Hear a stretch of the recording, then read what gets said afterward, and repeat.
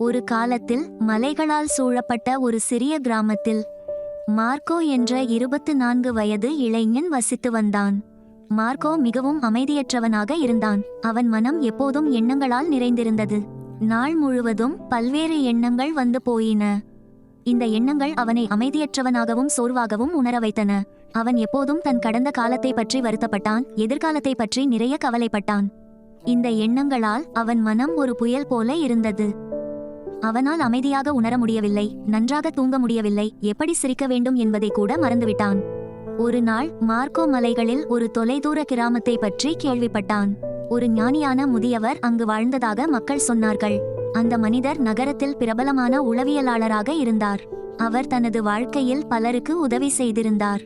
அவர்களின் மனதில் அமைதியை கண்டறிவது எப்படி என்று அவர்களுக்கு கற்றுக் கொடுத்தார். இப்போது அவர் வயதாகிவிட்டார். நகரத்தின் பரபரப்பான வாழ்க்கையை விட்டுவிட்டு இயற்கைக்கு நெருக்கமான ஒரு கிராமத்தில் வாழத் தொடங்கினார். சில சமயங்களில் அவர் பார்வையாளர்களுக்கு அறிவுரை வழங்கினார். மார்க்கோ ஆர்வமாகவும் நம்பிக்கையுடனும் ஆனான். அந்த முதியவரை சென்று சந்திக்க வேண்டும் என்று முடிவு செய்தான். ஒருவேளை இந்த ஞானி எனக்கு அமைதியை காண உதவ முடியும் என்று அவன் நினைத்தான். நீண்ட மற்றும் சோர்வான பயணத்தின் பல நாட்களுக்கு பிறகு மார்க்கோ மலைகளில் உள்ள கிராமத்தை அடைந்தார். அங்கு சென்றபோது பசுமையால் மூடப்பட்ட ஒரு சிறிய வீட்டை கண்டார்.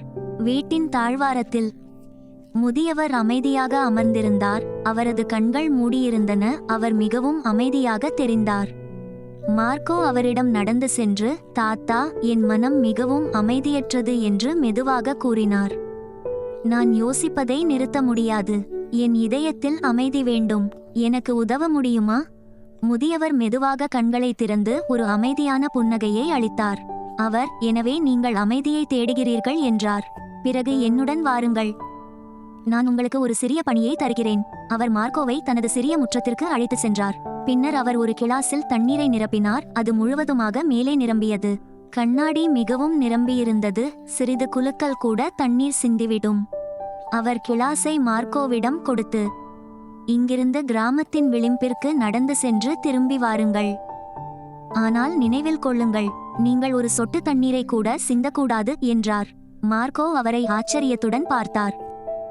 ஆனால் அவர் தன்னால் முடிந்ததை செய்ய விரும்பினார். எனவே அவர் சவாலை ஏற்றுக்கொண்டார். அவர் கிளாஸை கவனமாக பிடித்துக்கொண்டு நடக்கத் தொடங்கினார். சாலை குறுகலாகவும் பரபரப்பாகவும் இருந்தது. சிலர் நடந்து கொண்டிருந்தார்கள், சிலர் ஓடிக்கொண்டிருந்தார்கள். கடைக்காரர்கள் வாடிக்கையாளர்களை அழைத்துக் கொண்டிருந்தார்கள். நாய்கள் குரைத்தன. ஆனால் மார்க்கோ சுற்றி பார்க்கவில்லை. அவரது கண்கள் கண்ணாடியில் மட்டுமே இருந்தன. அவர் மெதுவாகவும் கவனமாகவும் படிப்படியாக நடந்தார். மக்கள் அவரை ஆச்சரியத்துடன் பார்த்தார்கள். ஆனால் யாரும் அவரை தொந்தரவு செய்யவில்லை. அவர் முக்கியமான ஒன்றை கற்றுக்கொள்கிறார் என்பது அவர்களுக்கு தெரியும். இறுதியாக மார்க்கோ முதியவரிடம் திரும்பி வந்து, தாத்தா, நான் அதை செய்தேன். நான் ஒரு சொட்டு தண்ணீரை கூட சிந்தவில்லை என்றார். முதியவர் தலையசைத்து சிரித்தார். பின்னர் அவர் கேட்டார், அது நல்லது, ஆனால் சொல்லுங்கள், சாலையோரத்தில் குழந்தைகள் விளையாடுவதை நீங்கள் பார்த்தீர்களா? நாய்கள் குரைப்பதை நீங்கள் கேட்டீர்களா? மார்க்கோ ஆச்சரியப்பட்டு, இல்லை, நான் எதையும் பார்க்கவில்லை அல்லது கேட்கவில்லை. நான் கண்ணாடியில் மட்டுமே கவனம் செலுத்தினேன் என்றார்.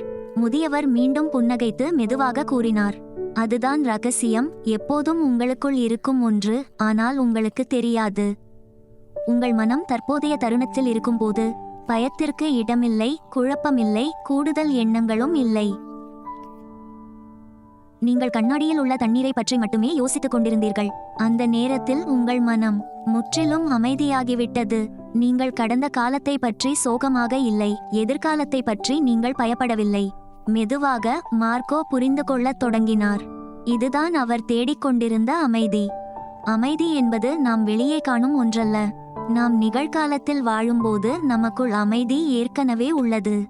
மார்க்கோ தலை குனிந்து மெதுவாகச் சொன்னார், தாத்தா, இப்போது எனக்கு புரிகிறது. என் மனதை அமைதிப்படுத்த வேண்டுமென்றால் நான் என் மனதை வைத்திருக்க வேண்டும். இந்த நேரத்தில் உண்மையான அமைதி வரும் போதுதான். முதியவர் மீண்டும் சிரித்தார். சூரியன் மறையத் தொடங்கியது. கடைசி ஒளி தரையை தொட்டது. பறவைகள் தங்கள் கூடுகளுக்கு திரும்பி பறந்து கொண்டிருந்தன. மார்க்கோ வீட்டிற்கு திரும்பி நடக்கத் தொடங்கினார். ஆனால் இப்போது அவர் அதே அமைதியற்ற இளைஞன் அல்ல. அவர் மாறிவிட்டார். அவர் உள்ளே அமைதியாக இருந்தார். ஏனென்றால் இப்போது அவருக்கு மனதை எப்படி பிடிப்பது என்று தெரியும். கதை உங்களுக்கு பிடித்திருந்தால் மறக்காதீர்கள். இது போன்ற மேலும் ஊக்கமளிக்கும் கதைகளுக்கு எங்கள் சேனலை குழுசேர சந்திப்போம். புதிய எண்ணங்கள் மற்றும் புதிய பாடங்களுடன் அடுத்த கதையில். அதுவரை நலமாக இருங்கள், அமைதியாக இருங்கள்.